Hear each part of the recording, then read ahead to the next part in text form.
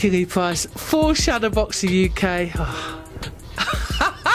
I'm here with the wonderful Louise Orton. Congratulations! Finally made your debut. How are you feeling, darling? Oh, brilliant. Yeah, brilliant. I just can't believe that it's actually happened. I'm still kind of in shock. But yeah, we've finally made it. We've finally had the debut and I'm here to tell the tale. So yeah, brilliant. Before we get on to how you box, I must say, when I turned up, I was thinking, please God, let this fight happen, because you know you've had it tough. You've had it really, really tough. Was it worth the wait? 100%, 100%. Like, it's been such a long time coming. Like 3 years since I've boxed, 2 years since I've been pro.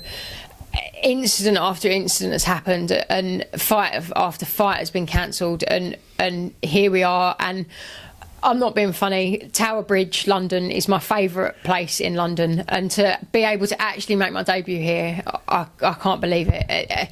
Everything has happened for a reason, and I believe that whatever's happened in the past was meant to have happened, and this is where I was meant to have made my debut. So, yeah, it's all worked out in the end.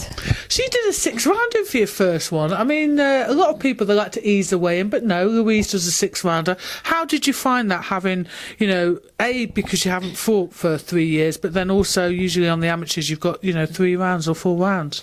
It went so quick, to the point now I look back, I think, has it even happened? Like, it did go so quick. And in terms of fitness, my fitness wasn't an issue at all. Like, I didn't feel at any point that, oh, I feel drained or I feel weak or I feel like maybe I've overtrained or something like that. No, I didn't feel any of that at all. And I think 4 rounds probably would have been over far too quick. It wouldn't have been enough time to get going, I think, whereas the 6 rounds I think was just perfect. So yeah, I'm glad I started on 6 rounds. Have you had a chance to have a little look back, and what are your initial thoughts on your performance? If I'm being honest, I'm probably a little bit disappointed with my performance, if I'm being honest. I think where I'm so used to being that front foot, forward, aggressive fighter, busy fighter, where I had to kind of hold back a little bit. We did have a game plan. The game plan was keep it basic, keep it straight, keep it simple. First time 6-ounce gloves, 8-ounce gloves, sorry. First time no head guard.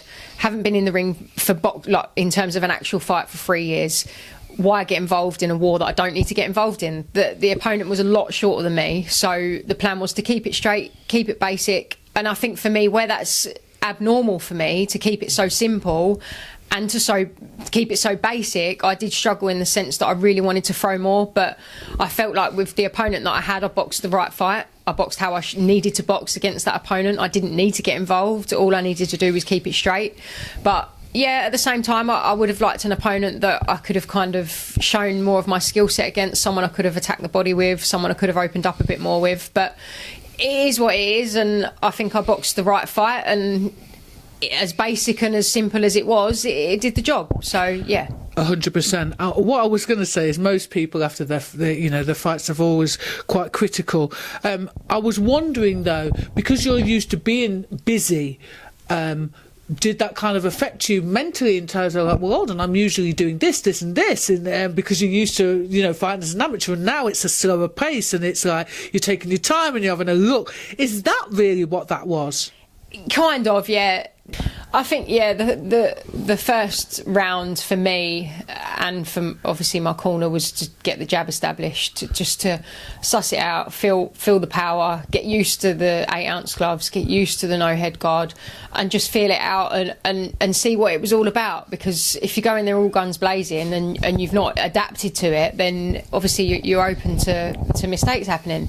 So yeah, first round was literally just about feeling the jab, getting around the ring, kind of feeling the space for it, feeling what the gloves were like, and just getting used to it really. So yeah, first round was pretty basic.